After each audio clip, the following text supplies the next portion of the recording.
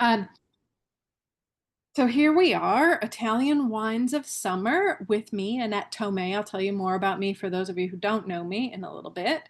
Um, so we will have a recording that gets distributed to everybody that is yours to return to anytime you want or not. I'll also include in the recording a handout that's prepared from the presentation that you'll see. And also, if you have any questions for me that are bigger questions or that need to be addressed later, I take your chat, everything that you've written in the chat, and I return to it and I process through it. And I have a section in the email that you'll receive called A's to your Q's, and I will answer those questions there. I'll also add in whatever new topics came up as we moved along. So on that note, let's go ahead and get started. I'll start with sharing my screen and we'll start the party because that's what we're all here for. And I think I may actually pour myself a glass of something to get started with right now as well. We'll talk about what I'm drinking and what you're drinking in just a few. So let's go ahead and dig in. This class is all about Italian wines in the summertime. I am Annette Tomei. I am a classically trained chef. I became a wine and spirits specialist. I have a degree in viticulture and enology, which is the science behind all of this. Gastronomy, which is essentially a master's degree in culinary history. Um, I have been an educator of food, drinks, history, finance, hospitality management, all of these things for about 25 years now. And before that, I was a professional in the restaurant industry. So anyway, now I do this for fun. I run online events and programs for Kitchen Arts and Letters, who I am very grateful for making this possible. And here we go. Let's dig in. I always like to start off with a quote because they get me inspired to keep going.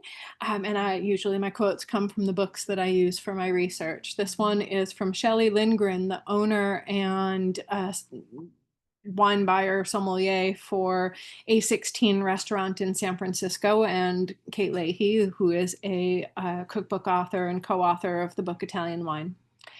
Italy's sheer diversity makes it impossible to get bored. These wines can be the palest white, ruby red, inky purple, deep orange, and nearly every shade of pink. And we're going to talk about all of them pretty much.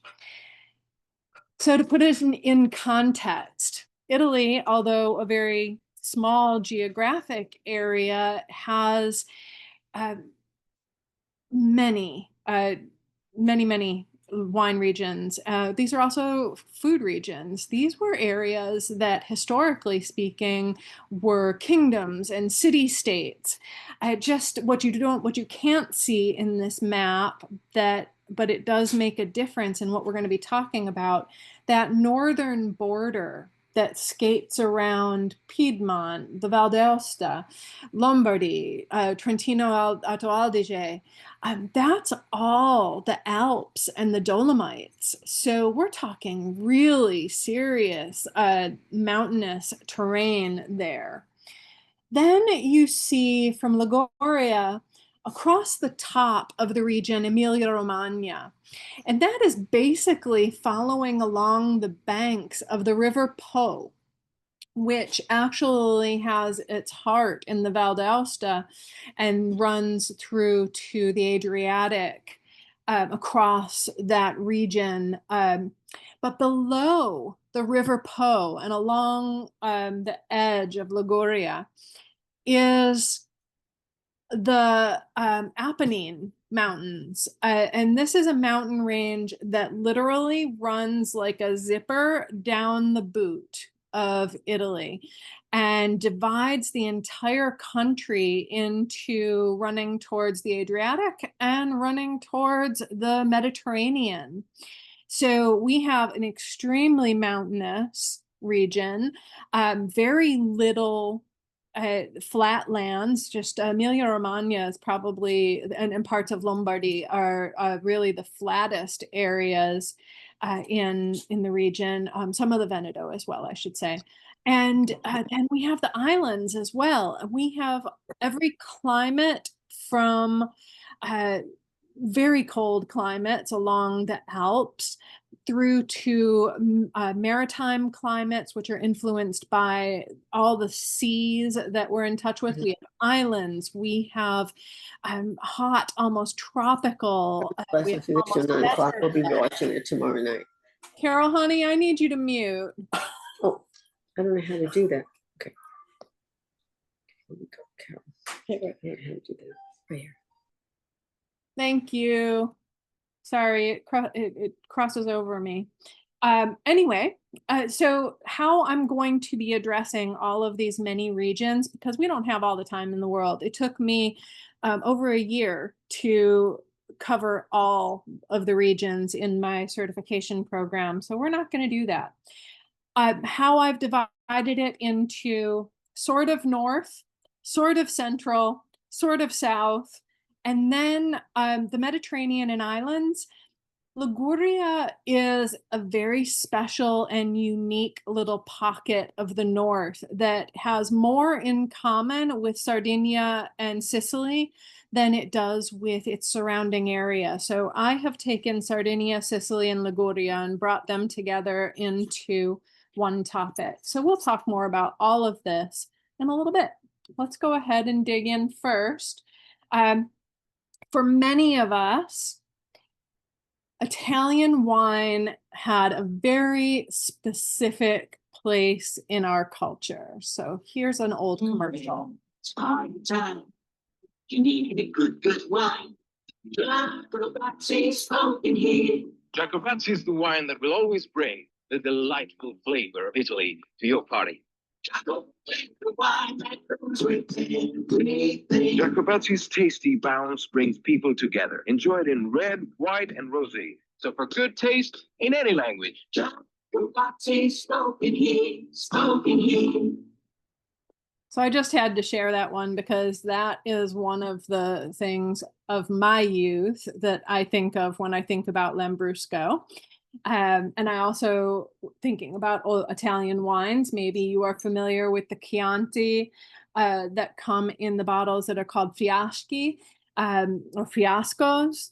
Fiasco, which is the name of the basket that the bottle is wrapped in. Then we also had and still have, I found out it's still available, Vermentino sold in bottles in the shape of a fish.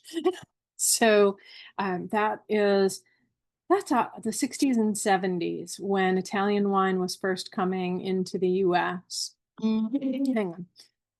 But then I'm going to take you back just briefly to the really old days, because Italy is one of the oldest, the area that we call Italy now is one of the oldest wine growing regions in the world, and really has such a deep impact on the history of wine throughout Europe, especially France. We think of a lot of times we think of France when we think of wine. We think about Burgundy and Bordeaux, but it was actually the Romans who were to thank, I guess, for Burgundy, Bordeaux, Champagne.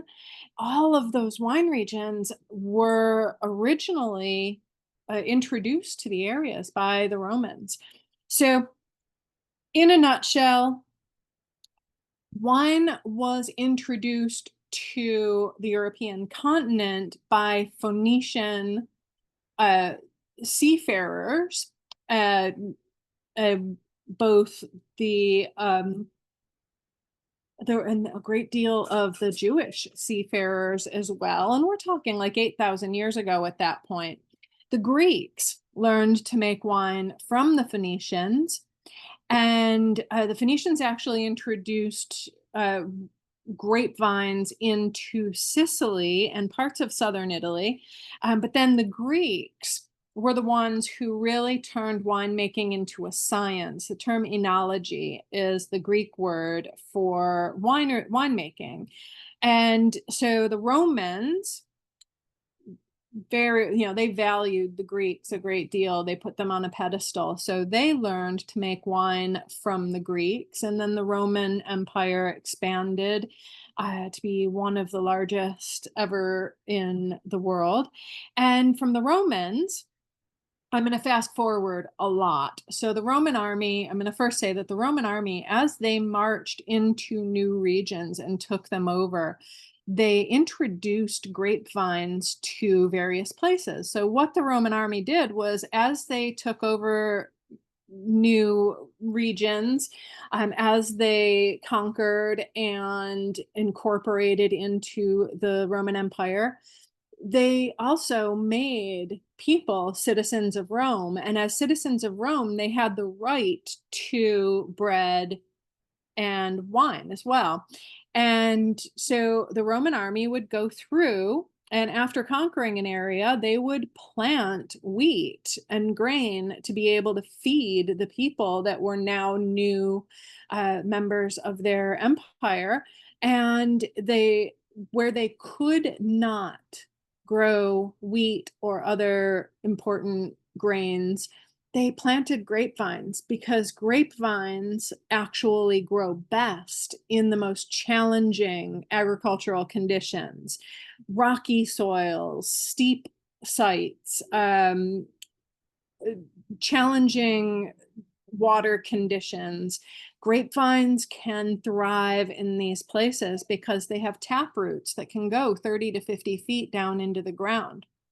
So the Roman army, as they traveled through, planted these grapevines, therefore establishing these vineyard locations through northern Italy, over the Alps, into Gaul, which is France nowadays, and into Germany, into the northern regions, and even into the UK, into England, where grapevines didn't thrive so much, but the grains did. Onward, fast forwarding to the Middle Ages, we have the Holy Roman Empire this is the basis for the Catholic Church. And during these times, the peasantry was uneducated, and many people couldn't afford land. They didn't speak the same languages. They didn't write or read. But the people that did were the wealthy class, and the wealthy class were very much affiliated with the church. So we have monks now who are tending to the vines, experimenting, all the things that we love so much these days: bread, cheese, wine, beer. All of them have a history of being attributed to the monasteries that tended the land.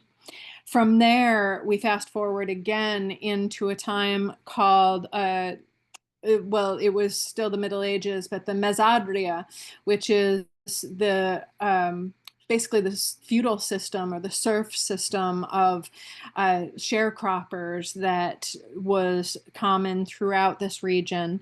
And so we have sharecroppers, and when the Risorgimento came, which was when Italy actually became unified, instead of being a collection of city-states and kingdoms and taken over by other countries constantly, the Risorgimento did away with Mezzadria system, although it didn't really end until the 1980s.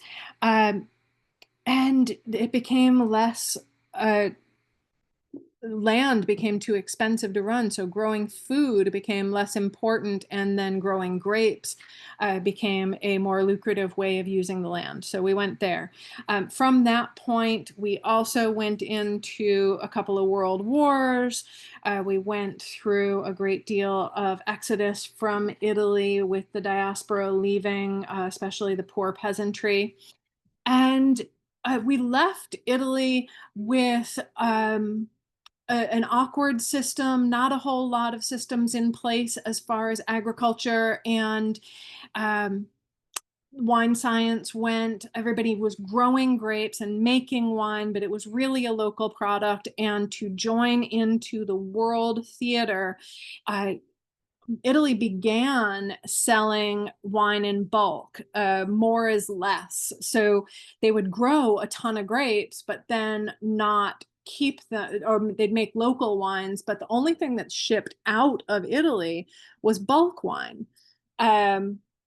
That's where we got to where we were in the 1970s and 80s. Riuniti, Canai, all of the Bola and Colony and all of these wines, they would get bulk wines from Puglia, from Sicily, from Tuscany, until the Italians started to organize into systems.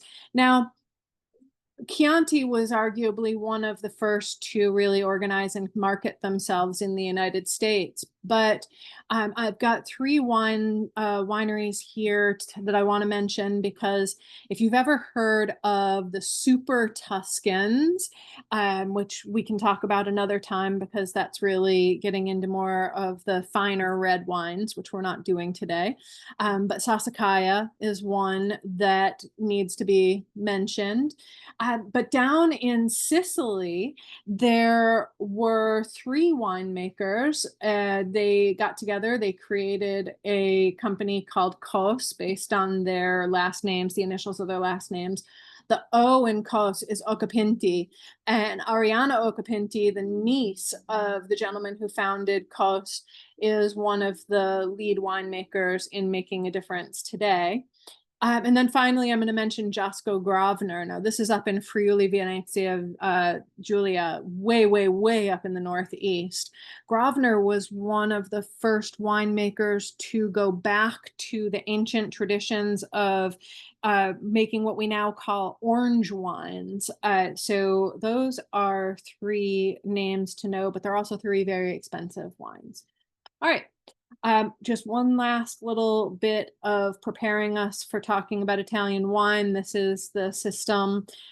This is a little old, but DOCG, Denominazione di Origine Controllata Garantita, which my Italian is horrible, is the top of the list. This is the most highly regulated wines. So if you see DOCG after the name of a wine region or listed on a label, that means that wine is held to the highest standards coming out of Italy, at least based on the national system for regulation.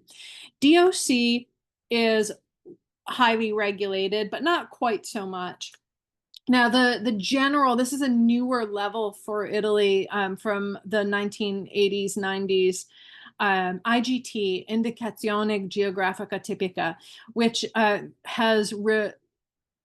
was part of a system that became necessary to make money off of the Super Tuscans, because the Super Tuscans were avoiding the other laws by using grapes that they weren't allowed to use and selling their wines as vino da tavola. Vino da tavola is the least regulated of all of the categories and the majority of what is made in Italy. You can ask me questions about all of these later, but I'm going to move us into the more important things. Let's start talking about tasting wine. And then I want to come over to you and talk. But first, I want to tell you how to taste like a pro, in case that is something that's of interest to you. So anytime we're assessing a wine for for more than just enjoyment, and even for enjoyment, it's always nice to look at a wine. So we look to see, is it frizzante, or is it still? Is it cloudy, or is it really crystal clear? What is the color? Does the color have variation? All of these things mean something about what's in the glass and tell part of the wine's story. From there, we smell it. Now, this is before swirling. I always like to take a base smell. 85% of our experience of wine comes from the aroma and from the retronasal passageway. So smelling the wine before swirling sets a baseline. Then we swirl, and then I'll talk about why the shape of the glass is important and all of this. But what we're doing when we swirl is we're incorporating oxygen into the wine. By incorporating oxygen in, we are releasing something called volatile esters. These are aroma compounds that are only accessible when combined with oxygen. So after we swirl, we smell again to see what new wonders have been released in the glass after that swirl. Finally, we take a sip. Maybe we swish it around our mouth a little bit. We coat all of the inside of our mouth. And if you are at a professional tasting, you spit.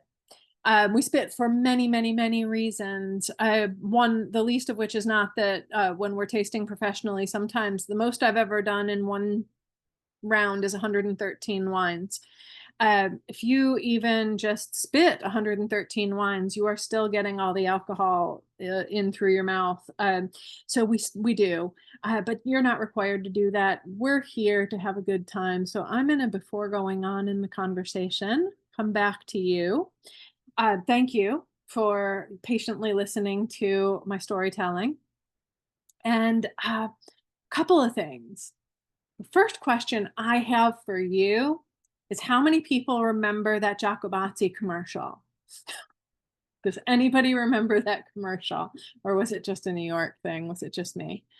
How about any of those other 60s and 70s wine commercials? There was one for a wine called Canai, Canei, and the commercial was Canai. Yes, you can. And then there was Riuniti, or Riuniti on ice. That's nice. I'm just curious if anybody else had those memories. There was a non-Italian, I think, Italian-Swiss colony. Yes. That I think was a California wine. That is one of the most historic wineries in California. So in California wine history, Italian Swiss Colony is one of the saviors of the old vines in California, because they made Sacramento wines during the Prohibition, and they preserved ancient vines, like 150-year-old Zinfandel vines survived because of Italian Swiss Colony. So thank you for bringing that up. I love it. Marguerite, come on. I remember, I'm in California, so I remember the Italian Swiss colony, but the one I really remember was not Italian. It was Blue Nun with Stiller and Mara. Yes. That was pretty popular. The Blue Nun bottle was something I remembered very much, because I wanted to drink wine just so that I could play with the bottle. Of course, I was too young in the 60s and 70s to be doing that, but that's okay. I still remember. All right, so let's go ahead and talk wine. I'll share what I'm drinking. It's probably not something that very many people have heard of. I am enjoying a Pecorino, which is not the cheese this time. I do enjoy a good Pecorino usually. This is Pecorino Terre de Chieti. It is from, what region are we drinking from? I think so they grow it in a couple of different places. I think I'm coming from Umbria at this time. I'm not positive because it's not on the bottle. It's IGT, so it means that it's not growing it from a region, that it is a DOC or a DOCG wine. And this is an organic one, slightly, ever so slightly orange, so some skin contact, which makes it unusual. I would love to hear what you're drinking. I'm going to call on you. And Margie, I see your hand, so you can go first. We're drinking a Verdicchio. Excellent. Where is it from? It is, I looked before, now I forgot. Now I forgot where it's from. It is from, I have to put my glasses on. I'll let you know in a minute. All good, no problem. So excellent. A Verdicchio is one of the most respected white wine grapes, coming from various regions. We'll talk about which regions it comes from. Marguerite, do you want to come on for a minute? Okay, yeah, sure.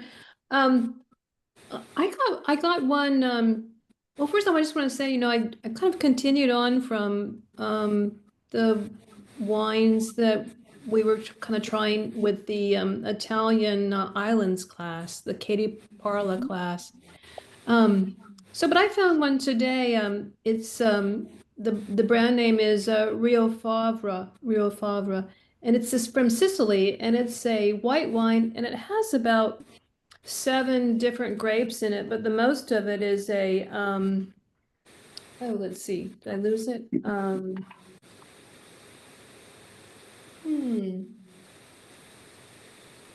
Oh, here it is. The most is I don't know how to pronounce this wrong, but it's a Grillo, Grillo.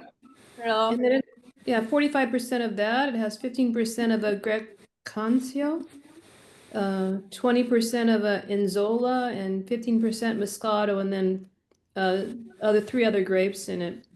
But I was at the wine store, and I was this whole business about artichokes are hard to get a wine for, and so I was talking to this, and I thought it was kind of fun. I'm going to base it on the one that I chose, and 2 of them that I chose is based on the fact I'm going to do some stuffed artichokes.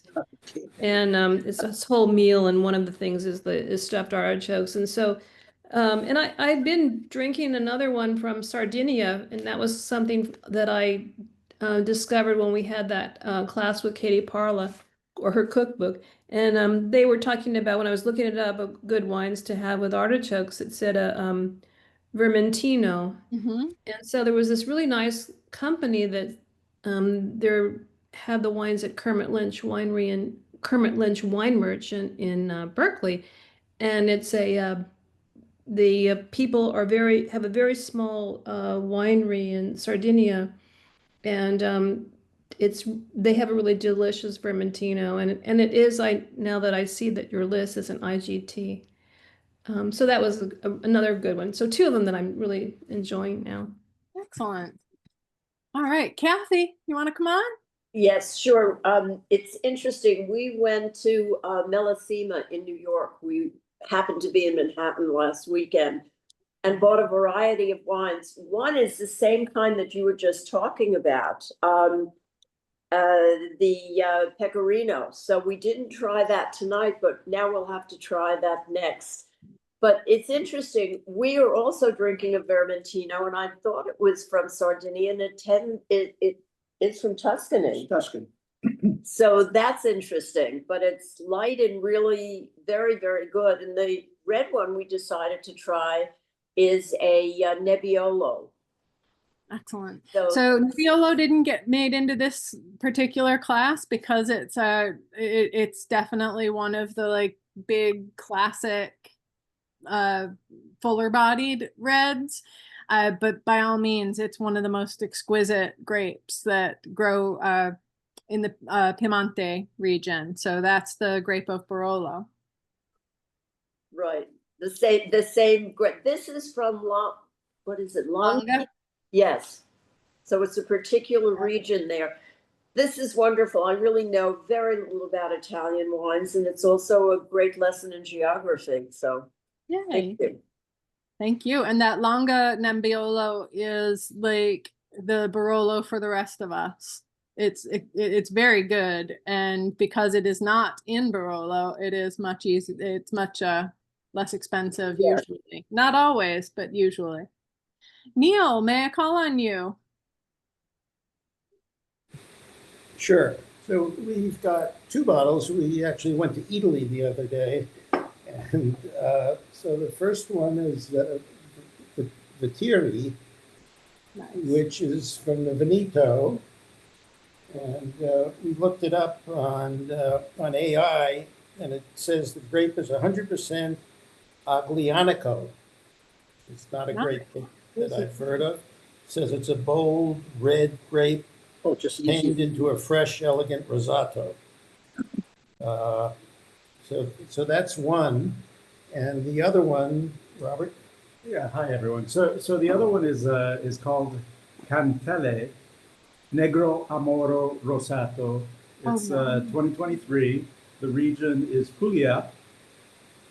The grape is 100% Negro Amoro, and it's delicious. Excellent. Well, you were drinking two of my favorite grapes to have rosati from. I did some work with a consortio in Puglia called La Puglia and Rosé, working specifically about the pink wines of Puglia because that's where they come from best. But also that they're making them in the Veneto now is beautiful. I love it. All right. Let's see. Emily, are you able to come on? I know you've got a little crew. Yeah, we're here. There are three of us. We're all in a wine club together. So, and we just studied Italian wines. So has been really fun. And we are drinking we're also drinking a Vermentino. I don't know if you can see this. Just a random Toscana Nice. Vermentino. We're also drinking a Gavi. Okay. Can you see that? Excellent. Yeah. And then we have a bottle of red too, which we haven't cracked yet because there are only three of us and we're on the West Coast and it's 4 o'clock. You Our go. red is it's a Sicilian, what is it? Cantina? I don't know. You can Does it see say, is it an Etna Rosa or is it from Etna or is it from Rosso, Etna? Sicily, Rosso. Okay, so it's a blend. So that's probably got a few different grapes, which we'll talk about when we get to Sicily in a little bit. Excellent. So Vermentino, just so everybody knows, is it's one. It's not just one grape. It grows. It takes on very different characteristics wherever it grows. So when you start studying it, there's Vermentino di Toscana, there's Vermentino, so it grows all over the place. And it's like Pinot Noir when we talk about Pinot Noir in California and Oregon and the different parts of California, where it's the same grape, but different strains of it and can have extremely different characteristics based on the geography and the geology of the region and how much sunlight it gets, how much, where it is as far as elevation, like how much consistent heat or consistent cool the grape gets while it's growing. Alex, come on. Why don't you guys tell us what you're drinking? Hey, so yeah, we started with a Pecorino, Cool. which was our first time trying it, and my wife said it was one of the whites that has enjoyed the most. I'm not a big like white wine fan in general. I like reds more, and I had that, and I was like, of all of the whites that I've ever tried, that might be my favorite. And that was like a really cheap bottle of wine. It was like $12 or something like that. So. Because it comes from an area that's not very popular, so it's one that's like really inexpensive and can be amazing. Yeah, it was very good, very pleasant. And light. And then we were moving into an Etna Bianco, which is just a blend from near. It's got a little bit of a couple of different grapes in it usually. Catarocco, I think, is the primary. Yep. So yeah, looking forward to it. Thanks for having us. Is there anybody else who would like to come on? Everybody else is off camera, so I just want to make sure if you'd like to come on, just unmute and say hi.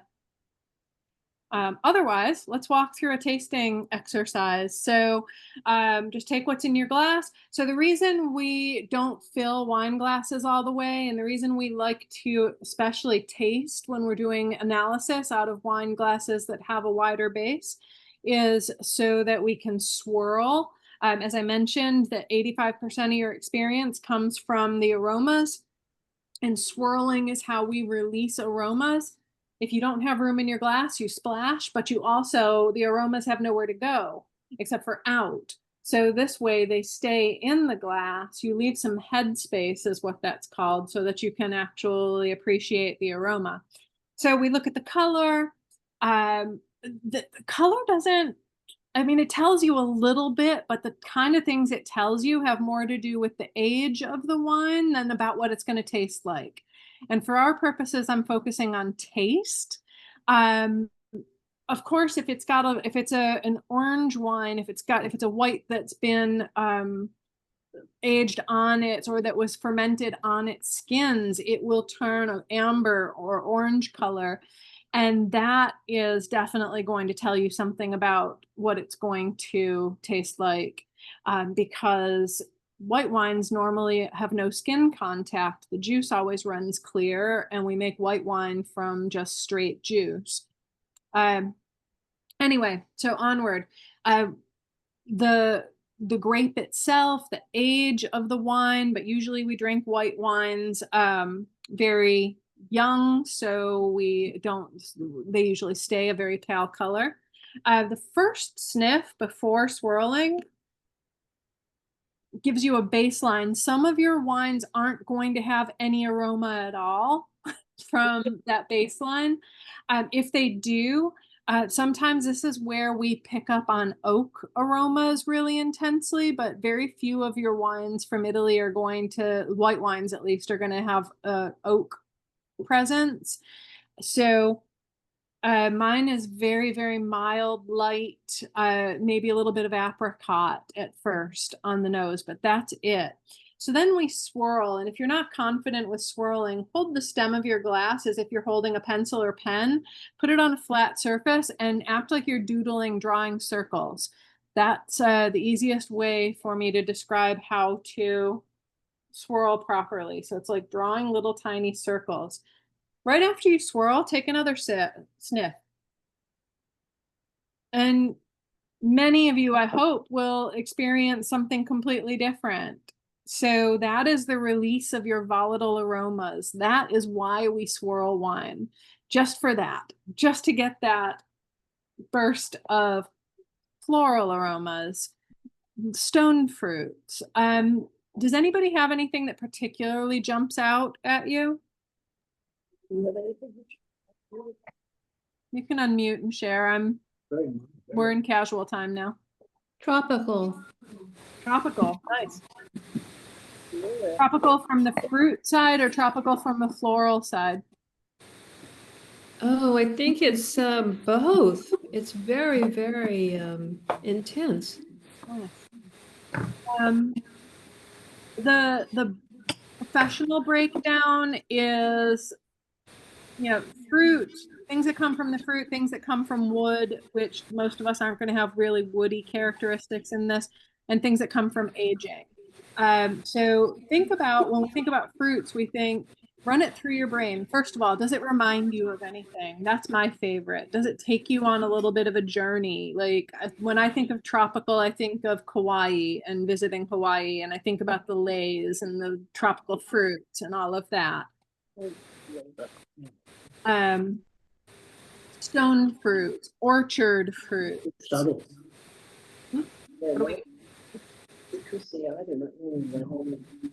Annette, it's very interesting because the grapes are so different than what I'm used to, so it makes it even more interesting. Thanks for bringing that up, because this is reason why I really got into Italian wines to begin with.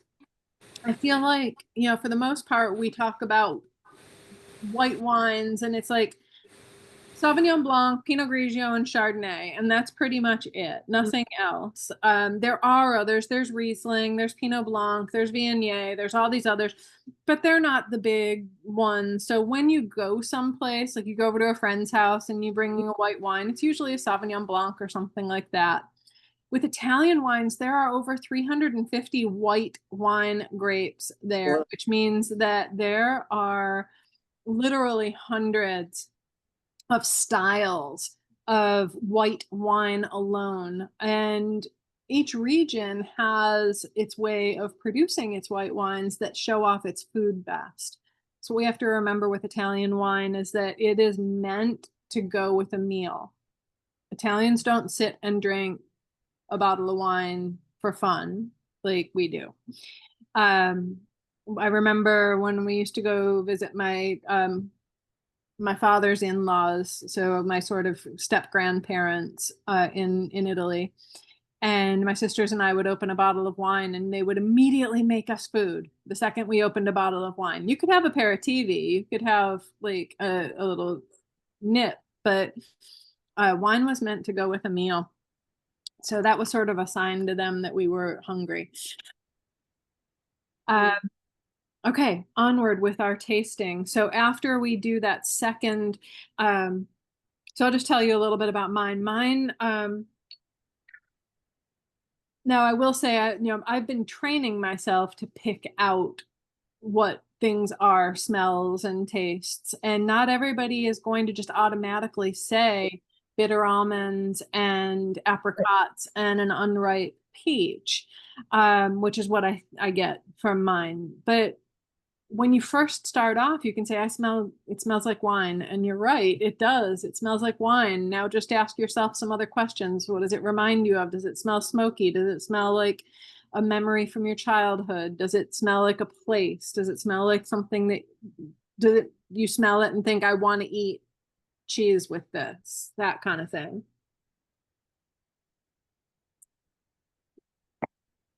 After sniffing, then go ahead and take a taste. Roll it around on your palate a little bit.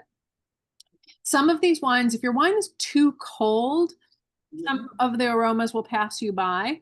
If your wine is too warm, it might start tasting bitter or aggressive. So finding the sweet spot, and every wine has a different sweet spot for what temperature it's best at, which is another reason why it's great to have a couple of glasses so that you get the first one is ice cold and then eventually it sits in the glass or sits in the bottle and you get a different experience with each glass. This Pecorino, I will say, does better when it is not 100% chilled. So if you give it 10-15 minutes out of the refrigerator, it definitely opens up and has a totally different character at that point. Not that it's a bad character when it's ice cold, it just is a very different wine. So this to me has, I taste in shapes, oddly. It's very round, like round and smooth and silky, easygoing feeling in my mouth, juicy. Definitely has stone fruit. This is not orchard fruit. It's not like apples and pears. This is peaches and plums and nectarines and apricots. It does have some earthiness, some funkiness, which makes me think I want cheese with it.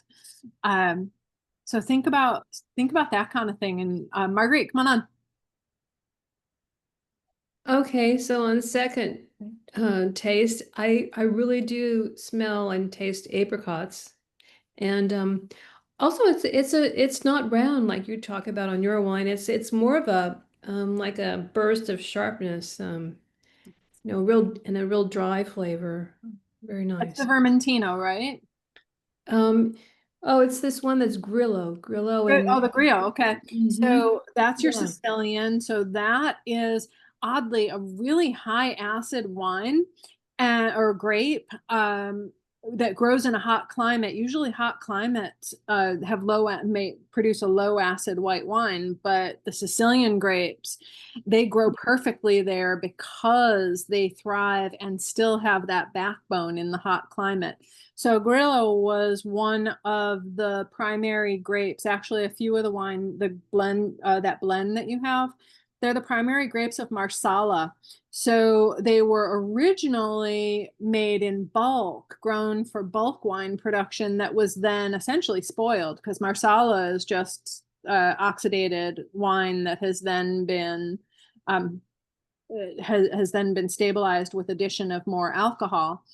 And so I love that it is, to me, that's one of my favorite Sicilian grapes because I like that clean, crisp, sharp, cuts through garlic and olive oil and olives and capers. That is like made to go with caper food. Like that, it screams have anchovies and tuna and capers and beautiful things. Anybody have a thought? Other thoughts? Want to talk about what you're having?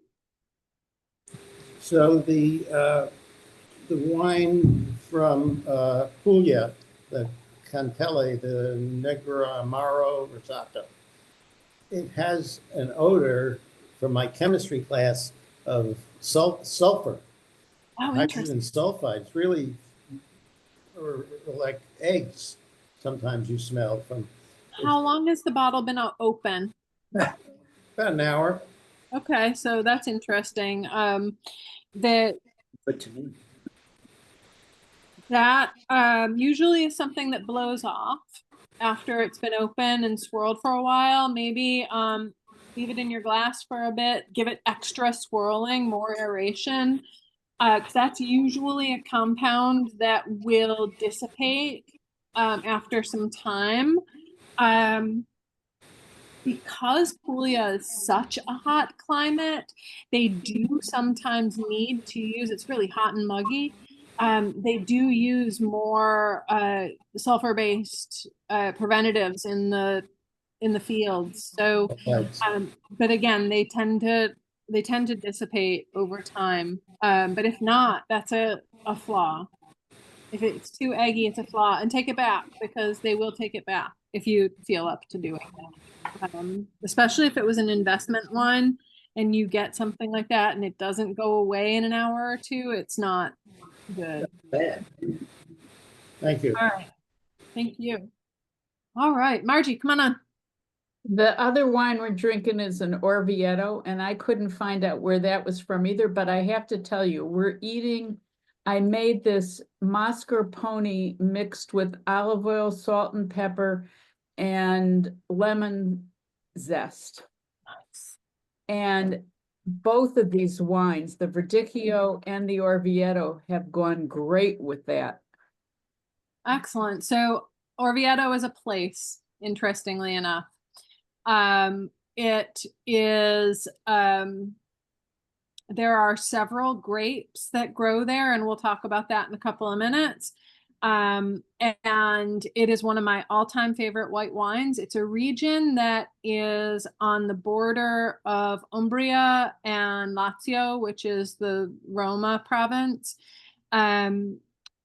around a lake area. And Orvieto itself is a walled town that I highly recommend visiting.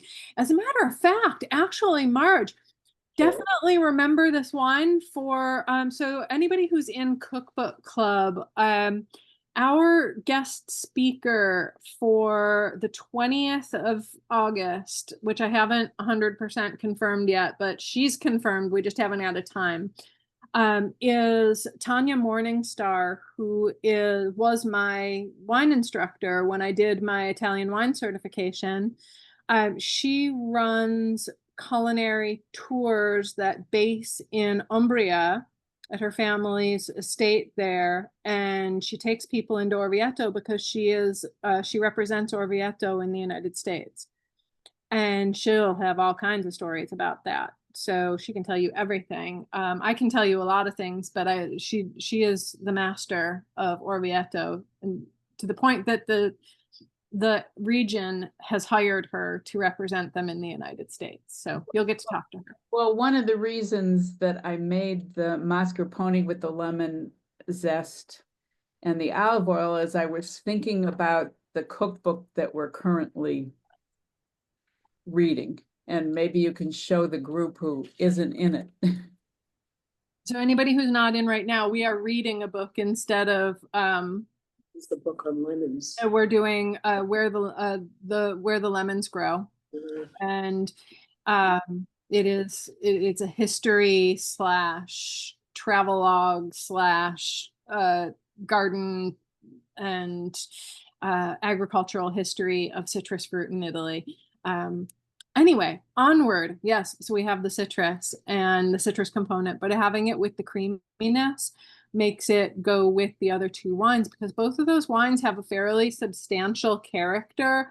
So having that bit of dairy behind it is going to give more roundness on your palate, so that you're going to get a clean, nice balance. And the sweetness from the mascarpone as well.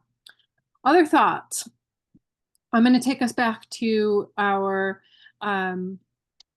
presentation, and we're going to talk about food pairing, since that's sort of where we're leaving off anyway.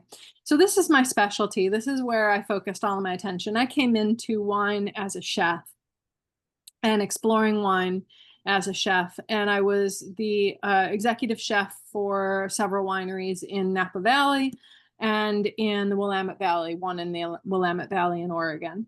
So I have very few rules about wine pairing, given that I don't like rules, and I am Italian, Italian American. So I do believe that wine is food, but here's the basics that this is what I have accepted as food and wine flavor basics.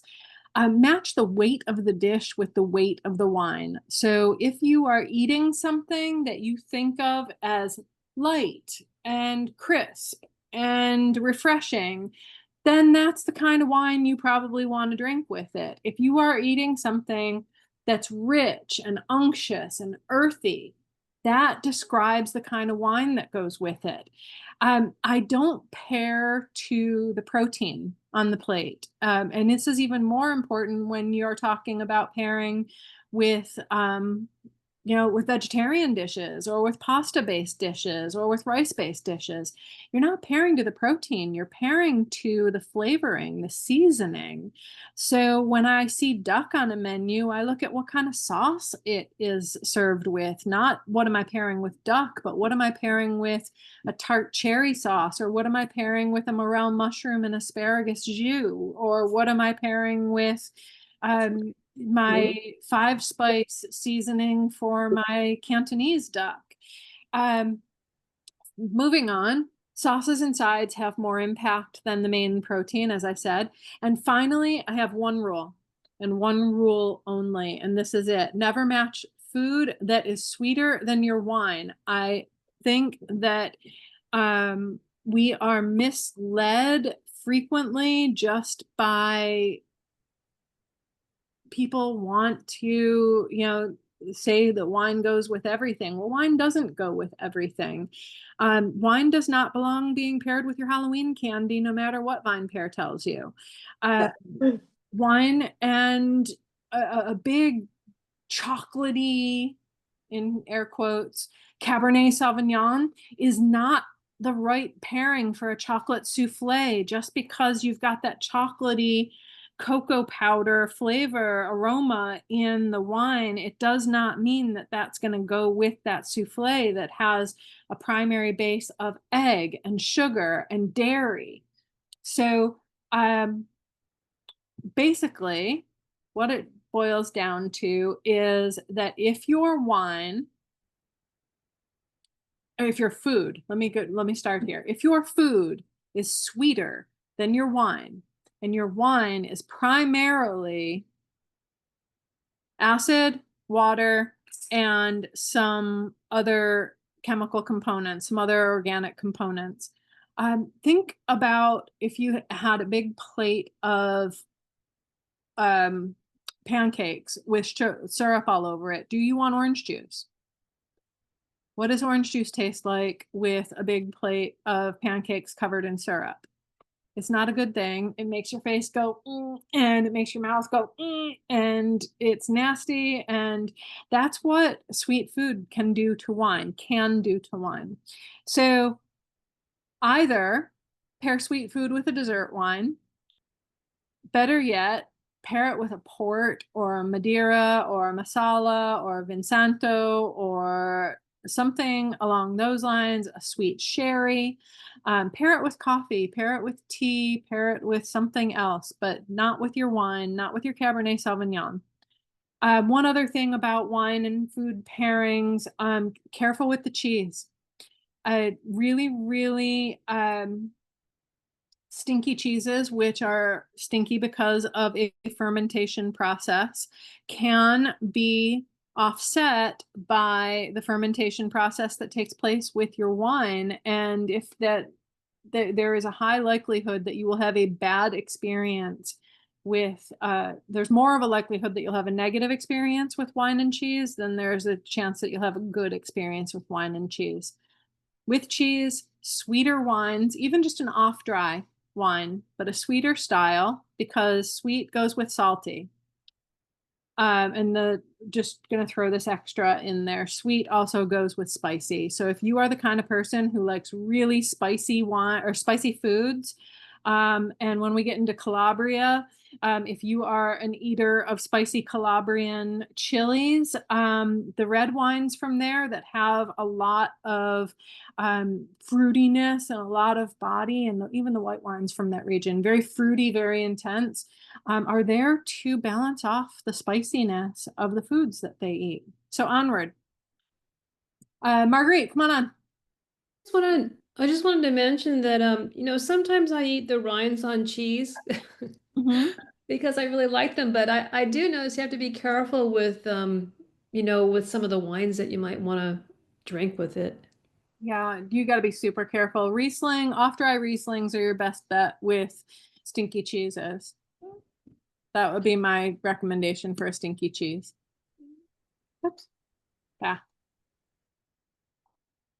All right, hang on a second. I wanted to talk about the foods real quick. So here's some very simple foods of summer. I wanted to show off, and these are all my photos, things I made, I think most of them.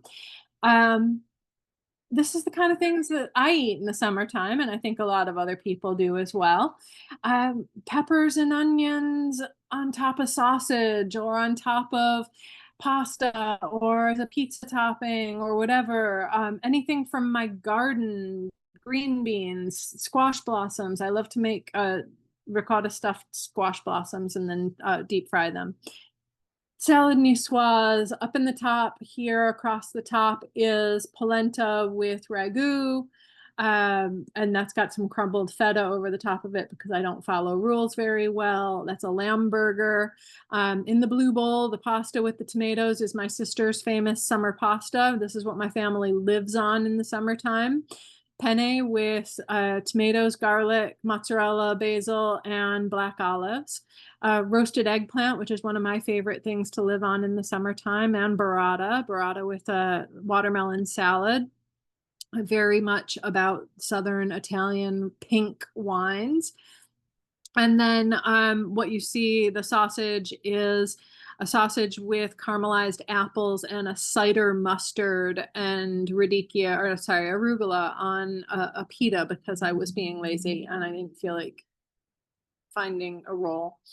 But anyway, all these things go with many of the wines we're going to talk about. But what this is based on is this theory of what grows together goes together. And Italy is the prime example of such pairing knowledge.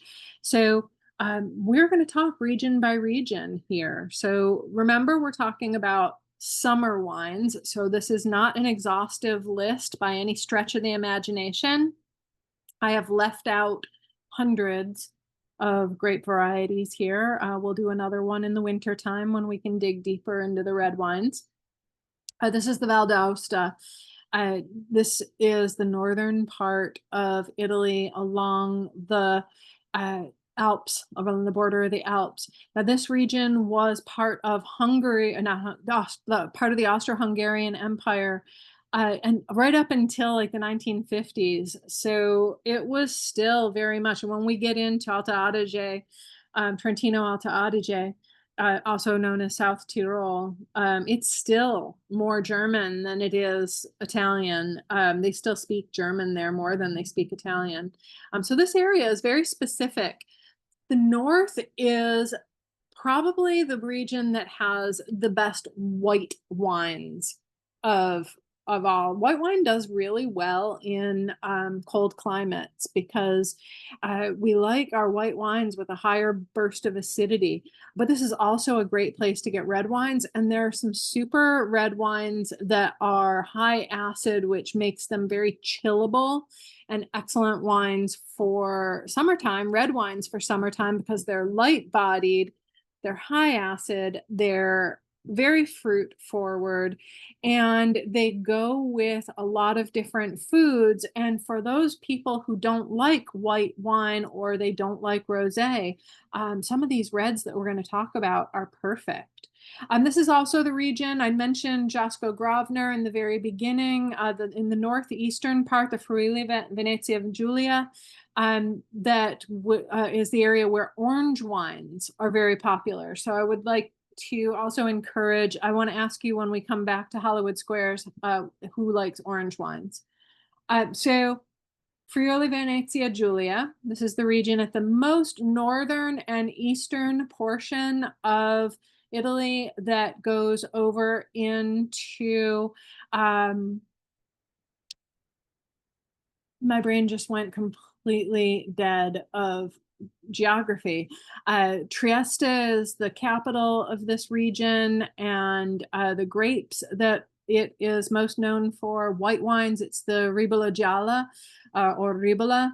The Ribola is the grape that Jasko Gravner makes the orange wines, and also there's a couple of other high-end producers that make the natural wines, the orange wines, the high skin contact, made in Cavera, underground, buried Cavera. The Ribola Gialla is the grape for that. The other white grape of this region is one of Italy's oldest native grapes, and because of the altitude that it grows at, it has been the least impacted by phylloxera, so it has maintained its own rootstock. It's called Piccolite. And then we have Tokai Friulano, which is it makes a full-bodied white, and it also makes amazing dessert wines because it has so much flavor and so high acidity, that it is prized for when it can develop enough sweetness to create a dessert wine from it, or an ice wine of sorts, because it also is grown up in a very northern region. So that grape is, you'll also see it, in addition to being a table wine, you'll also see it as a dessert wine. In the red wine category, Scopatino, I don't know if I'm saying that right, I know I'm saying it sort of wrong, is a light-bodied red,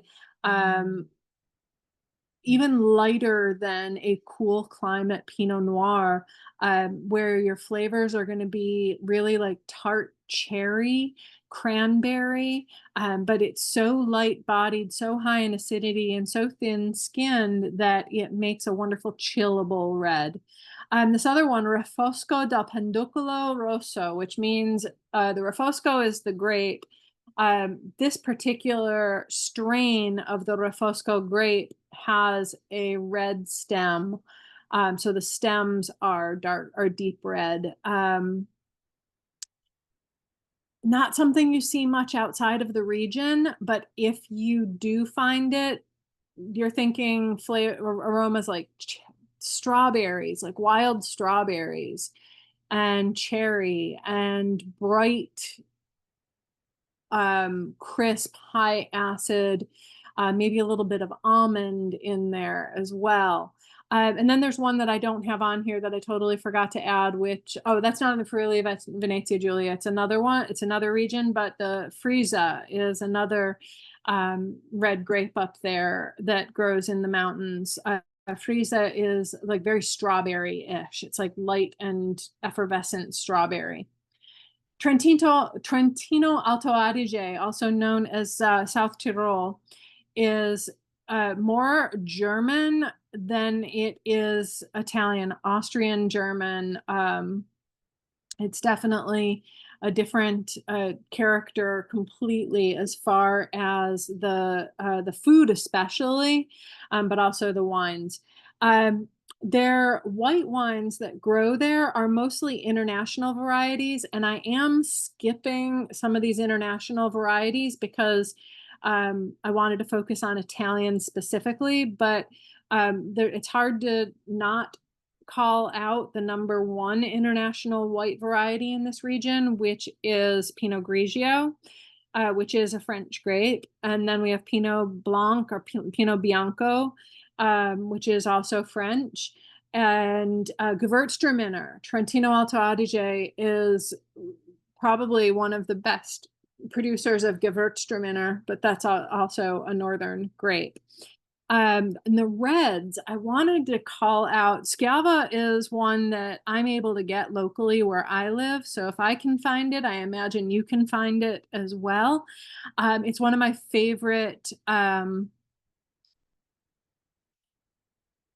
chilled reds because it is very complex. It has a relationship to Pinot Noir. So you get that cranberry and pomegranate and very light bodied and refreshing. Now, Marzemino, the reason I really wanted to call out Marzemino is because since we're talking about Italy and we've been talking about Italian culture all month, it was actually called out in the opera Don Giovanni. So in the final, just before Don Giovanni gets whisked off to hell, they're at a feast, they're at a banquet, and he's singing about Marzemino. And I have the words here. I just want to bring it up because I thought it was fun.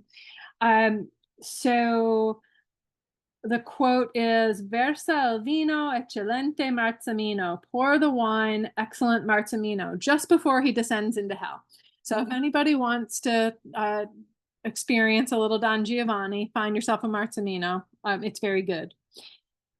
Other region, the Veneto, Garganega is the white of the Veneto for still wines. If you are eating octopus, shellfish, squid ink pasta, a Garganega is going to be the go-to for me. That screams Venetian food to me. I'm going to skip over the next one and say Trebbiano di Soave. So that is a Trebbiano grape grown in the Soave region. So we know it as Soave. And it's a pretty generic base white wine, but it is more people are paying attention to it. So you're finding a little bit more interesting Soaves out there now. But the Trebbiano grape does tend to produce a fairly simple, basic, easygoing white. Moscato di Giallo, Moscato grows all over the place, but the yellow Moscato or Moscato di Giallo is very specific to this region. So if you see it, you know it is something special. Now I'm going to go back and say that Prosecco is the sparkling wine of this region. Glera is the grape that Prosecco is made from. I'm going to talk about sparkling wines more in a couple minutes, but I just wanted to note that Prosecco is part of the Veneto region and all the wonderful foods of the Veneto. Lombardia is mostly red wines. They do have a couple of white wines from around the lakes. It's a smaller region, but mostly you're talking Amarone, Valpolicella, not the light and easy. Franciacorta is Italy's version of champagne. I hate to even just have to say that, but I will say it because that's the easiest way for us to know it. Franciacorta is a region, but it is also the name of a traditional method sparkling wine. And finally, Piedmont or Piemonte. This is where Nebbiolo is king of the vines, but there are some amazing whites in this region too. Arnese is one of my favorites, Cortese, Erbaluce. Erbaluce is very green and light herbal. Moscato Bianco, this is what they make Moscato d'Asti. So Asti is a region within Piedmont. So Moscato Bianco is what they make Moscato d'Asti from. Timorasso is a grape that only really grows in this region. If you ever find it, definitely try it. There are more people growing it now. For our summer reds, there is Bracchetto, also known as Bracchetto d'Acqui, and that is a strawberry floral aromatic. Same Dolcetto is a little bit more substantial, but of that same thing. Grinolino, that's missing an R. Grignolino. Grinolino, for my California people, in Napa Valley, there is one winery, of course, I have completely blanked on it. It's one of the original wineries in Napa Valley, and my brain has departed. But Grinolino, they grow it there. So if you ever find it, sometimes you can find it in the store. And when I remember the name of the winery, I will shout it out. And then they also make a really nice rosé or rosato from Nebbiolo. The foods of the Piedmont region are diverse. It is between Piemonte and Emilia Romagna for who has the best food. I don't like to say between the two because they are very individual, but here we have earthy things like truffles. I mean, truffles grow there. Risotto, because the rice from the region grows along the River Po, which is borders on Piemonte, and they have some of the most amazing cheeses you're going to find. So you will have access to this slide later. I wanted to talk about Franciacorta and Prosecco specifically because they are very different from each other. People think Prosecco, they think, oh, cheap wine, not, cheap and sweet, not good, blah, blah, blah. Prosecco can be a fine sparkling wine, but what they will offer for you are two very different experiences. If you would like an Italian sparkling that rivals champagne for very many of the same characteristics and even some of the same grapes, Pinot Noir or Pinot Nero in Italy, and Chardonnay, which grows very well in Italy, arguably better. Franciacorta is made in the method traditionnel, which is the secondary fermentation in bottle. So you get a lot of the bottle aging aromas and flavors, more yeasty, brioche, lemon curd, apples, things like that. Prosecco, on the other hand, is going to be something that you can drink if you like fruit forward. And I'm not saying sweet, because sweet is not necessary for Prosecco. In fact, most are dry or even bone dry. Prosecco, the technique that it's made by is called the Charmat method or the Martinetti method, sorry. And that method is a tank fermentation where the secondary fermentation doesn't take place in a bottle, it takes place in a tank, which means that a lot more of the primary grape characteristics stay in the wine and don't age out. So if you like that more age forward, then Franciacorta. If you like the more fruit forward, lighter body, go with the Prosecco. This is a photo of Tuscany. So we're moving on into central Italy. So central Italy, Emilia-Romagna, Tuscany, Le Marche, Umbria, Lazio, Abruzzo, all of them. When we think about Italian wine, a lot of the times, this is where we're thinking. This is where we find Pecorino, which is what a couple of us are trying right now. Trebbiano in all its forms. Trebbiano Toscano is very much the white of Tuscany. Pignoletto, which is a very specific type of grape that grows in the Marche, I believe. And it's named after, it's like a small pine cone because that's what the grape bunches look like. They look like a small pine cone growing on the vine. This is also known as Grechetto de Todi. Grows in other regions further south. Greco, which is a generic term for white grapes that have been around since the time of the Greeks. So we have all these different white grapes called Greco that just refer to their ancient history as coming over from Greece, but they have not been deciphered yet. Bombino is a big, round, white grape that you'll find mostly in Lazio, Umbria, and Abruzzo, but it also grows down in Puglia, so you'll see it in Molise in Puglia. Malvasia, Passerina, Moscato, all the different kinds of Moscato. There are many different types of Moscato. Most of them are known for having a very floral and stone fruit characteristic. Verdicchio, very green, very earthy, very herbal characteristics. Vermentino, more lighter than the Verdicchio, more citrusy. Vernaccia di San Gimignano, very specific white grape. Vernaccia is really associated with that one small region within Tuscany. Grechetto de Orvieto. Okay, so Grechetto de Orvieto is the #1 grape in the Orvieto region, but Orvieto does have a blend of some of these other white grapes included in it.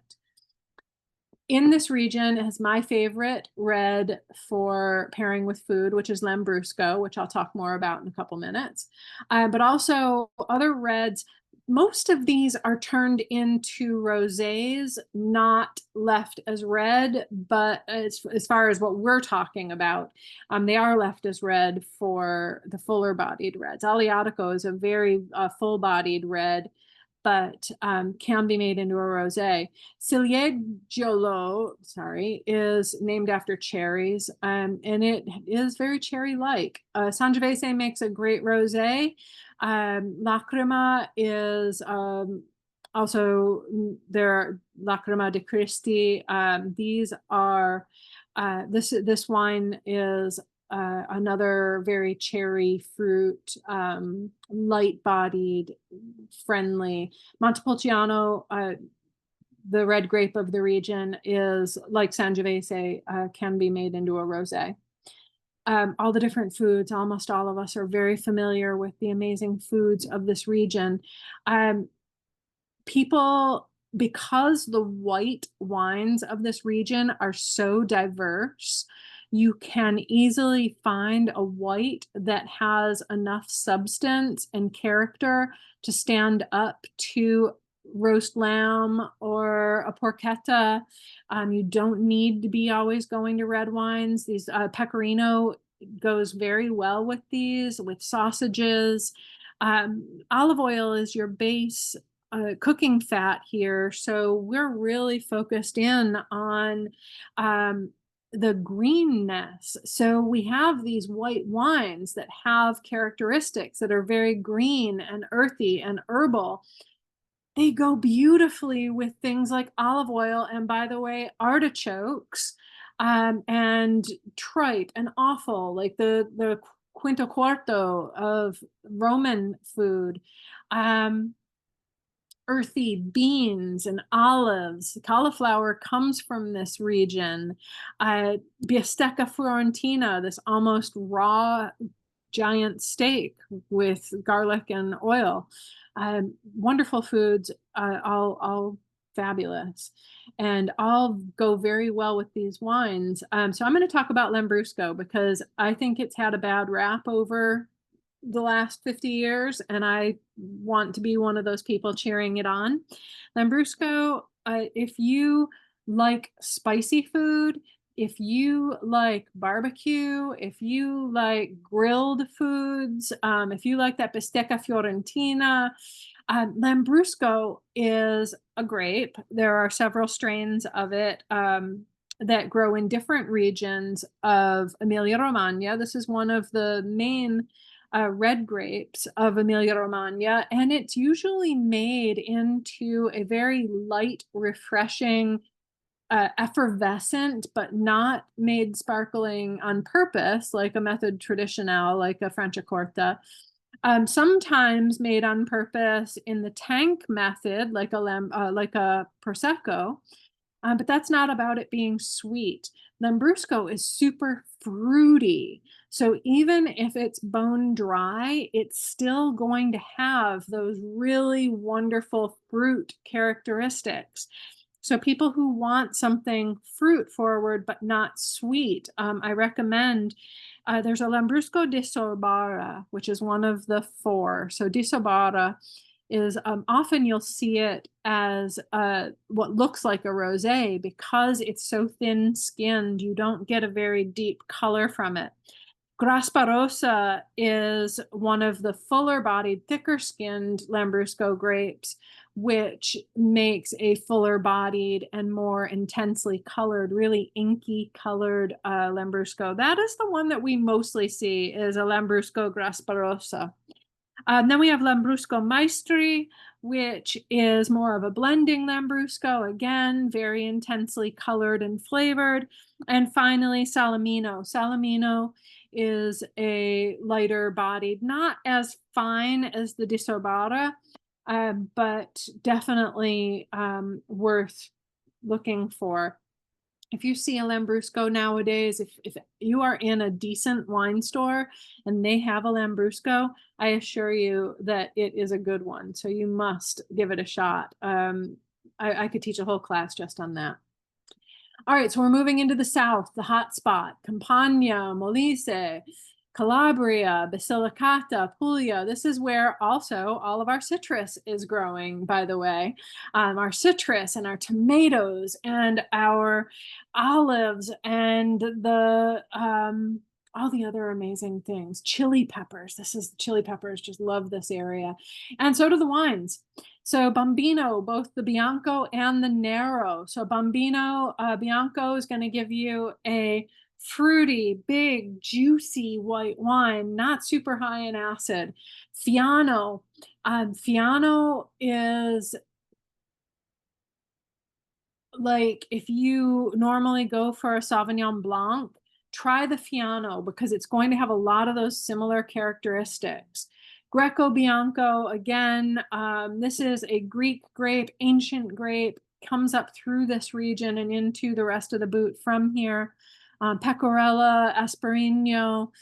These are wines from Calabria and Basilicata where you don't find them outside of the area very much. Coda de Volpe is the tail of the fox. It is actually also a very funky wine, very foxy wine. Falangina is another one of my favorite white grapes. It's on the more ancient side. This is more ancient Rome in a glass at this point. It's very different from anything. It's hard to compare it to another style of wine, but if you like the Pecorino and you want something with a little bit more sass to it, try a Falangina. Reds. Most of the reds here are either drunk as full-bodied, big, huge, giant red wines like the Aglianico, which is a volcanic wine, grows in volcanic soil. Aglianico di Volturre is one of the premier reds of the south. But they make these into beautiful rosati. Primitivo, which is the ancestor of Zinfandel. So if you are a Zinfandel fan, Primitivo is its ancestor and it originates in Puglia. So they make a wonderful rosé from it, not like white Zinfandel, but similar. We have one person enjoying a Negro Amaro now, and Uva de Troya is the other red grape in Puglia that they make wonderful rosés from, or rosati. We're all familiar with the foods of this region. There's a lot of cheeses, especially when we're talking about fresh cheeses, ricotta, mozzarella, mozzarella di bufala, burrata. This is chickpeas, garbanzo beans, eggplant, peperonata, all those citruses, the chilies, the olives, the olive oil, wild greens. Torta verdura is very similar to something you'll find in Greece that is a field green pie. So good. Pasta arrabbiata, lentils are very popular here. So these wines are what you're going to look for to go with that. I would say the Falanghina is the one that you're most likely going to find. Falanghina and Fiano are most likely to find in the United States, and also the rosés from all of those others. So we're heading into Sicily, Sardinia, and Liguria. I kept Liguria separate with these guys because of its influence by the sea and sun. It just doesn't fit in with northern Italy at all. It is very distinct. So let's talk about this, and then I'm coming back to you and we're going to dig into more wines. Liguria has anybody been to Cinque Terre? This is where Liguria is, the capital is Genoa. And La Spezia is another one of the big cities there. Cinque Terre is here. This is an area that this whole entire region is pretty much built into a steep slope of a mountain into bedrock. And so the vines are growing in the most challenging of conditions. White, they have a grape called Pigato, which is pretty much the same grape genetically as Favorita in Piedmont and Vermentino elsewhere. So Pigato is the Vermentino of Cinque Terre. Then there's another grape that only grows around Cinque Terre, and really you can only find it there. It's called Bosco. So if you get over there, you will find yourself drinking chilled carafes of Bosco, enjoying the sunset over the Mediterranean. The reds in the region, Dolcetto, another one called Rossese de Dolce Acqua. Dolce Acqua is a region there. It's a town. Rossese is the grape. This is a really interesting red because it's a super light bodied, and sour cherries and tangerines is how it's described. And honestly, it pretty much fills that bill. This is the wine you drink with Fritto Misto and pesto and focaccia and bacala. Then we move into Sardinia. Noragus is a grape that is native to Sardinia that really was mostly only used for bulk wines. Sardinia also has amazing Vermentino and Vernaccia. The Vernaccia de Oristano. Oristano is a region on the island, and the Vernaccia that grows there is so specific and so unique that it has its own name. Now, to describe it, it starts to all sound the same because we're talking about, we've already covered probably 2 dozen, 3 dozen grapes. The earthiness, the like hay and bitter almond and citrus rind, and there's a green earthiness to it that I think is amazing, and it goes great with these really earthy foods that Sardinia is known for. It's beans, botarga, chestnuts, pasta made with chestnut flour, fennel, saffron, harkening back to its roots in having a Phoenician history and history of sea trading. The sea urchin, very earthy and even sweet seafood. Although seafood doesn't play a huge role in Sardinian cuisine, it's mostly mountain foods that we'll get in Sicily. I'm sorry, in Sardinia, I apologize. Sicily, Caricante, Colorado, Grillo, Inzolia, Malvasia, Malvasia. These, all of these, the first four are grapes that you would find in Marsala, and they are now being used um, in standalone or in Sicilian blends of still wines, table wines that are absolutely amazing. And then the Colorado, I believe, is the at the moment my brain just got confused. That's Etna Bianco. Zabibo is the grape of Pantelleria, and Zabibo, although it does make this is a Moscato dell'Alexandria is the other name for this grape. So Zabibo is what they call it down in the south.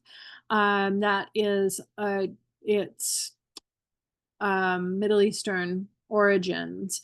But Moscato d'Alexandria is the other name for that. And it makes an amazing dessert wine. It can get really sweet. It has the most unique growing conditions because Pantelleria is super hot and super windy. So the grapevines actually grow almost in the ground. Like they make a goblet in the ground and then it's open and exposed. And the grapes grow in the middle of that goblet. Okay, so reds in this region, Frappato, which is actually what I'm going to be tasting, Morello, Nero d'Avola, Ceresuola, Di Vittoria is another that you definitely, if you get a chance to try it. Nerello Mascalese, which is a southern grape, and that one I put Nero d'Avola on there, and then I didn't finish typing, and I meant to type in Nerello Mascalese. Nerello Mascalese is from the Vittoria region, and I'm drinking a blend of Frappato and Nerello Mascalese, which is called Frappello. And I'm very excited for this one because Frappato is one of my favorite summer reds. If you find it, you have to have it. It was my house red in the summertime at my restaurant. So highly recommend it. All right. Now I'm going to come back to you because that's a lot of talking. My goodness. Time to drink more. So tell me about your pairings. How's it going? Anybody want to come on and tell me how that, or let's talk about your second wines if you're doing second wines.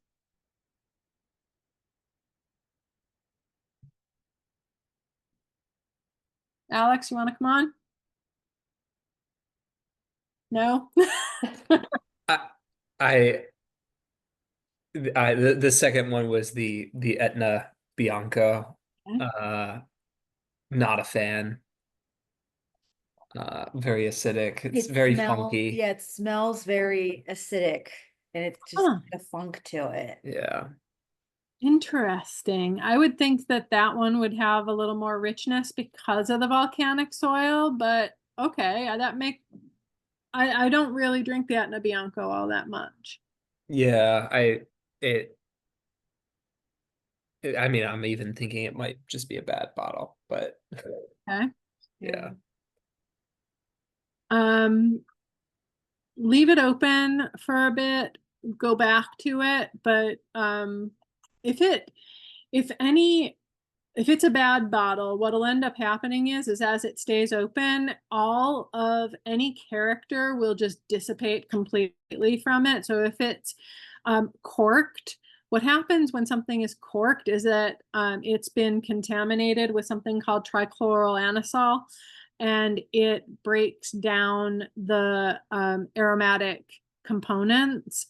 And so it replaces it with the smell of wet dog. And so you lose all the fruit, you lose all the like primary character of the grape, and it turns into this like cardboard sort of flavored basement tasting wine. Yeah, I mean, it's not that. It's just not your thing, which is cool. It might just not be my thing, yeah. Total. But that's part of experiencing and tasting. So yeah. Cool. Anybody have a food pairing that besides Margie, you talked about yours. Did you taste the Zabibo yet? No, I didn't want to open it just for the two of us, but when we have company, I'm planning on opening it. Okay, so I don't think you're gonna be able to see this. If you can, I will put it in the notes. This is what I'm tasting. And if anybody here likes really floral, dark strawberry aromas, oh my goodness, this wine is, I haven't even swirled it yet. And the aromas are just like knocking me out. It smells like roses and strawberries mixed together. Like there's something very almost Middle Eastern about it. So then I will give it a swirl. And it's a deep red color. It is very dark, purpley, inky red. After the swirl, you get a lot more depth to it. So I'm getting black pepper and a lot more than Nerella muscalese fruit coming through. So the Frappato is really aromatic on its own, very floral, very berryish. Nerella muscalese's got more substance. So it's got the black pepper, it's got more pomegranate.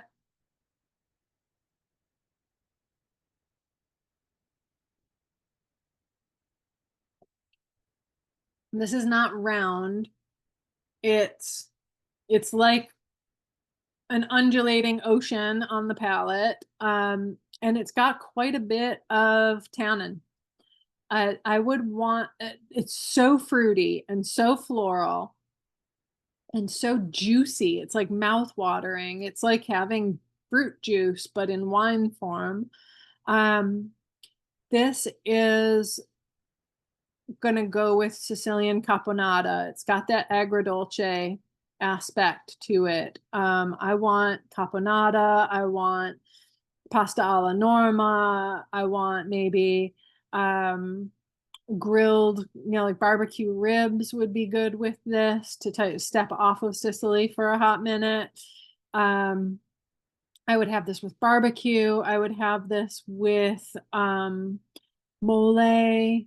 especially if it had a little spice to it. So if you like that kind of food, I don't have a French, Spanish, or American equivalent to this, which is why I think Italian wines ultimately are so important in the food world, because there is no equivalent to having something so with the body of a rich white wine and the substance to stand up to food that white wine would get lost with. Like I don't know what else I would pour. Like it'd be I would say a Pinot Noir would be okay, but it would be a very specific Pinot Noir, because any Pinot Noir that has the backbone that this has will also be too big, and it won't have the fruity floral. And if it's light enough to have the fruity floral, it won't have that backbone.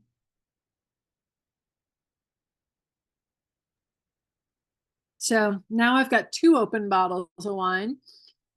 Okay, so what about this Lambrusco? What do you think? Do you have any information on it? Read underneath on, put your glasses on and then read under, they're hanging. Put my glasses on, yes. Okay. And on the label on the front, read to me around. Grasparoso di Castelletro DOP.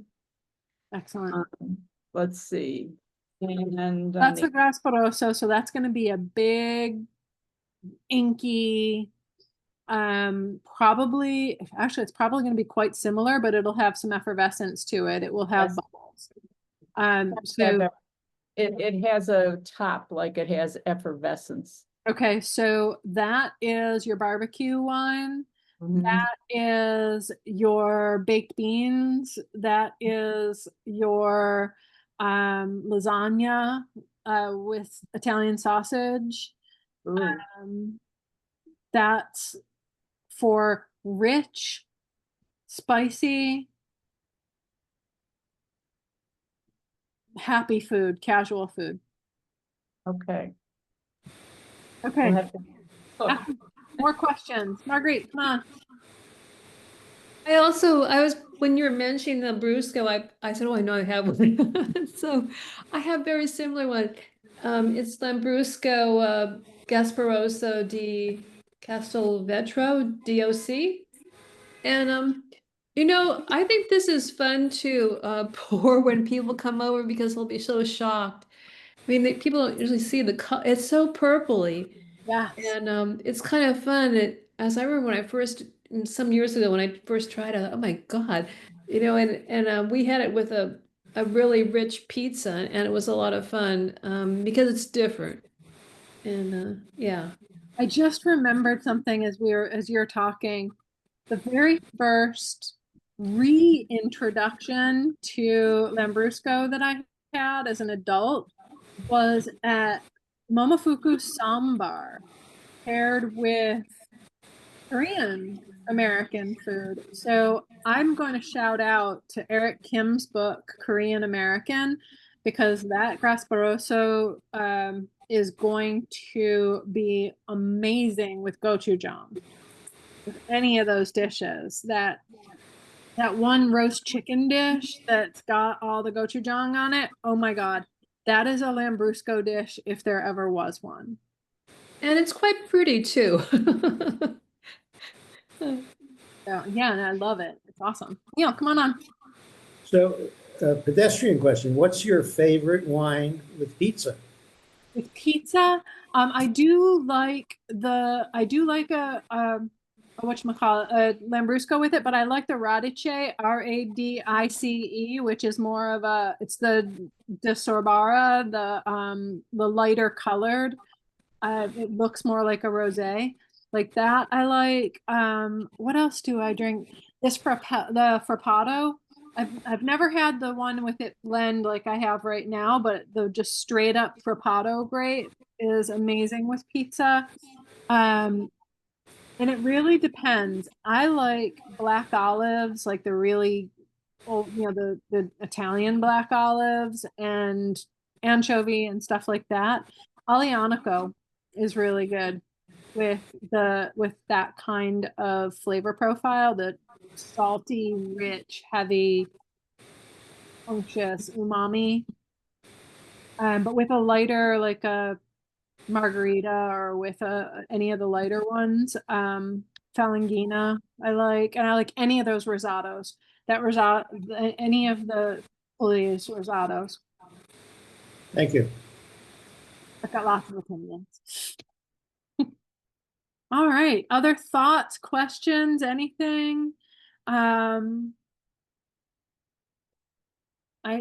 think I have a couple more slides, but they're not super important, not more important than conversation. If you decide you want to pop on, I will answer anything at this point. For an anything question, you said you cooked in Napa. Where did you cook? When I very first moved there, I was at Auberge de Soleil, and then I was at Pinot Blanc for many years. But Pinot Blanc doesn't exist anymore. It was part of the Joachim Splichal Patina group. So they're still around, but the restaurant that didn't. And then I was the executive chef for Pine Ridge Winery, and I worked for Warren Winarski at Stag's Leap Wine Cellars. I worked at Stag's Leap Winery. I did a lot of work with Sterling and a couple of other smaller wineries, Vineyard 29, Molly, what's her last name? She made the best old wine, Chenin Blanc in the whole entire world. I can't remember the name of the winery now. And I catered Ann Colgan's wedding. You mentioned earlier about the Gringolino. I think it was Heights that made the Gringolino. That's it. I kept wanting to say another word and I knew it wasn't that. Heights Cellars, yes. Yeah, Joe Heights made that, but I don't think they make it since it was sold. Oh God. When I lived there, we used to buy it by the case. I lived in St. Helena, back, in the back streets of St. Helena. And we used to sell it all the time. And then, finally, the end of my time there was with the Culinary Institute of America at Greystone, Great place. which is now where I am here. So now I live in the Hudson Valley, and I am a instructor at culinary. Wow. All right. Any other questions? I have fun with this. So if there are, please take advantage of the chat right this second to remind me of things that you want me to put in the email tomorrow. So if you want to know about these wines that I have, or if there was something I said, just pop it in the chat so that I have a written reminder to come back to it, because I didn't take very good notes. I have a question. Yeah. Do you think you ever would do anything related to Amaros? Or do you get into any other Italian digestives and stuff like that? I could do that this fall. When we do when we get into fall, winter, fall season, I could do that. I normally do a bubbles, a sparkling wine class in December as we prepare to go into the holiday season and New Year's. I can add in an Amaro class as well, because it would actually go great with the beans. When we do the beans look, I think that the Amaro class would be a nice pairing for that. Good. So keep an eye out. For anybody who doesn't know what I'm talking about right now, our cookbook club, the Kitchen Arts and Letters Cookbook Club, we're heading into our 5th year. And next season, which should be announced later this week, it was supposed to be announced last week, but we dawdled, is going to be bread, beans, and braises. So we're doing bread in October. We have one book that's gluten-free and one book that is traditional. Then we're doing the Steve Sando Rancho Gordo, the bean book, in November, and December is all about braising by Molly O'Neill. Or not Molly O'Neill, Molly Stevens, sorry. All right, and all the things that are popping up in the chat, I will address in tomorrow's email. Let me see if I had anything else here for you. This is just a takeaway that will be in the handout that you'll get tomorrow. But I know a lot of people always ask me, like when they go to the wine store or when you go into a restaurant, especially with Italian wines, the list can be so overwhelming. It's so complicated. And as you've seen, there are hundreds of grapes and very difficult to keep them straight. So my recommendation to you is to just find for yourself a few keywords. Do you like light-bodied or full-bodied? So do you like something that's a gentler on the palate and lower in alcohol? Full-bodied does have more to do with tannins and mouthfeel and alcohol content. So light or full. Dry, which is absence of sugar. Off dry, there's a slight bit of sugar in there, but it's almost undetectable. Sweet is like a dessert wine. Now, if you like super spicy foods, do not be put off by off-dry wines. Off-dry wines are the secret to really good Thai food, really good Indian food, really good Mexican spicy, south of the border kind of thing. So really good Caribbean spicy foods. Off-dry wines are the way to go. Do you like fruity or earthy? Do you like descriptors like strawberries and cherries and tangerines and apples and pears and peaches? Or do you prefer descriptions like forest floor, mushrooms, hay, herbal, green, all of those things. Then tangy, high acidity, or mellow. Some people like, I fit into this thing called acid hound. I really like high acidity wines, which puts me really happy in Italy. Or mellow. Do you like a lower acidity? Do you like to have something that doesn't have quite that tingle to it? Finally, if you know, it's not finally, it's second to finally, know one grape or a wine variety that you really enjoy. Doesn't matter if it's Italian. If you're going to an Italian restaurant and you're trying to make sense of an Italian wine list, if you can answer a couple of the questions above and know, I really like Chardonnay, or I really like Syrah, or I really like Champagne.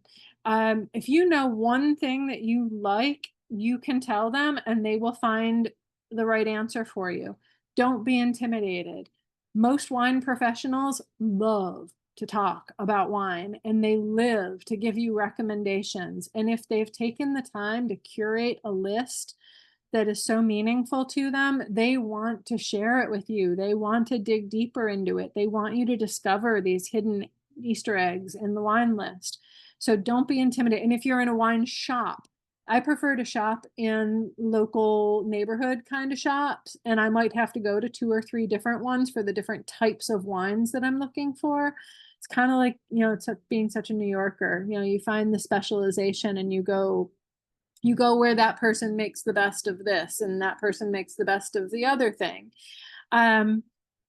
Find a wine shop owner that you click with and talk to them about wines. They will love to put together tasters for you of different samples of things you might enjoy. Lastly, this is last. Be honest about your budget. It never makes you look cheap when you're realistic. If you look around the shop and you see that they've got a few things that are under $15 and then most of their stuff is in the $20 to $30, $20 to $40 range, and then they've got some high-end things, don't feel bad about asking, I would like something in your under $15 category. I do that all the time because I rarely spend more than $25, $30 on a bottle of wine these days, unless it's for something very specific. But just for me here alone, my white wine was $13.99 and my red wine was $16.99. So neither of them was over $20. I walked out for $35, give or take, after tax. So, which was a splurge for me, actually, to be honest, but that's okay. I will have friends over this week. Last but not least, the book that I have used for most of this, and most of other things that I have written and a lot of research, these are the 2 books I use the most.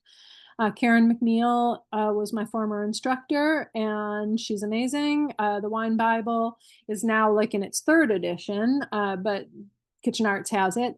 The book Italian Wine by Shelley Lindgren and Kate Leahy.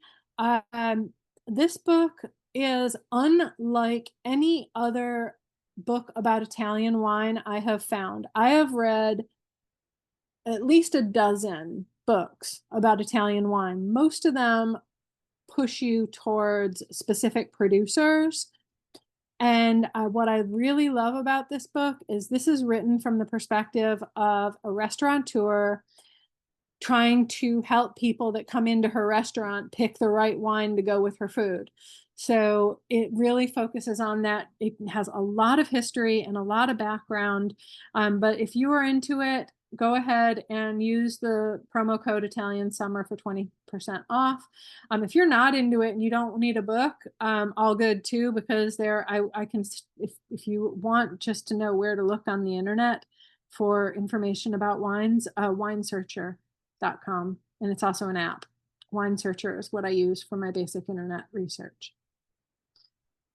All right. I went overtime, as I do. Thoughts, questions? Did everybody put their things that they want from me in the chat while we're still open?